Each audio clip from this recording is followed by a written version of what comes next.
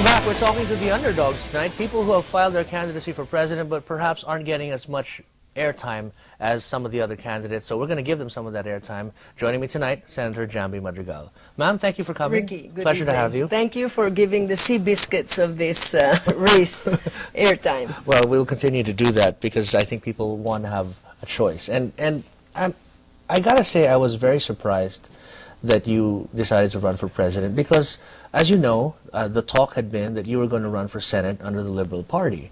And even the day when you filed, I thought you were going to do that, and then you said you were running for president. What happened there? I had been contemplating, you know, the field of presidential candidates. If we're very numerous now. But I had always been somewhat, when I ran for Senate in 2004, I proved to myself that I could be a senator without succumbing to all the corruption and the patronage politics that it entails to be, entailed in being a senator.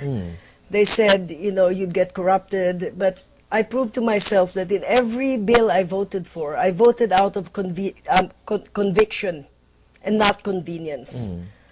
I never flip-flopped. My voting record is extremely consistent. And I voted for the pro-people bills, and I voted against a lot of bills that I thought are detrimental for the country, like the GPEPA, which I believe is an unequal economic treaty that was rammed through by the Villar Senate presidency at the time, through the Senate at midnight, without even finishing the debates. This to me was a very passionate vote. I had a 100-page dissent, which I wrote, and it's in the Senate records, against the GPEPA bill. So the frustration of being different, of being progressive in the Senate where only the numbers count, is maybe in the end what pushed me to run for an executive position, because only then can you really bring meaningful change to the country. You know, you have been pretty consistent in your economic views, and it was actually rather an unlikely position because, you know, you're from a wealthy family, you're part of society here, and yet you've taken views that have been very, as you call it progressive, other people will say very left-leaning. Where did that come from? You know, the Philippine left is nothing but the French middle. We are such an extremely rightist society that, you know, just free healthcare, free education, empowerment and giving livelihood to the poor is such a big deal when it shouldn't be. Don't forget, I am a Madrigal, but my conscience is an Abad Santos. My grand uncle, Pedro Abad Santos, was the founder of the Socialist Party of the Philippines. And my grandfather, Jose Abad Santos, has given me the biggest inspiration in my life. He could have been the puppet president of the Japanese. When President Quezon left, he was left with almost all the cabinet positions. That's why the Japanese took him, and they asked him to collaborate, and he made a choice. It wasn't the easy choice, it wasn't the practical choice, but it was the right choice, and he chose martyrdom. And this is really more than the old society type of practical thinking, of businessman thinking that has been ingrained into me by the Madrigal side. I will always be an Abad Santos at heart, and therein lies my conviction. And that is the only reason I'm running, out of principle and not out of ambition. As I said, my decision to run in my press statement was purely born out of conscience and not out of ambition. Dick and I also congratulated Dick. I said, Dick, we're doing this out, Dick Gordon. We're doing this out of a sense of conviction and extreme need to serve. It's almost a compulsion to serve, to change.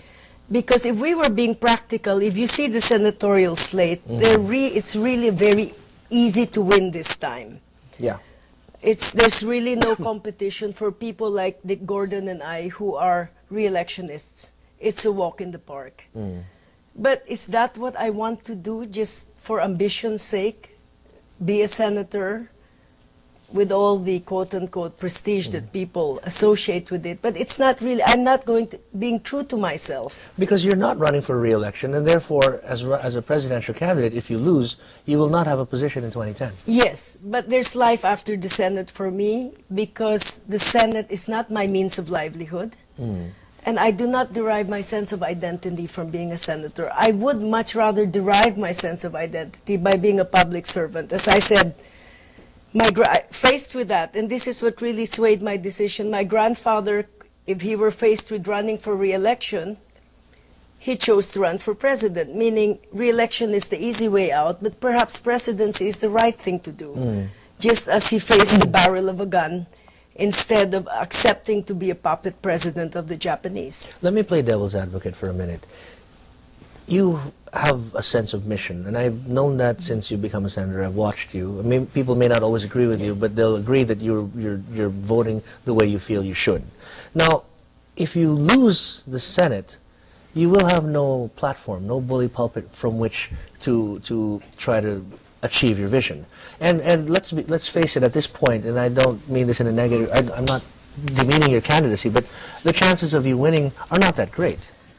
Well, they told that to me in 2004, that I couldn't win, and I won, despite the fact that I was a mere private citizen. I was not in cabinet, I was not in Congress, I was not a senator. And then when I helped Senator Trillanes in 2007, they said he couldn't win because the survey said he couldn't win. But I believe, you know, people like me and people, the other independents who run, are running because the field is very open.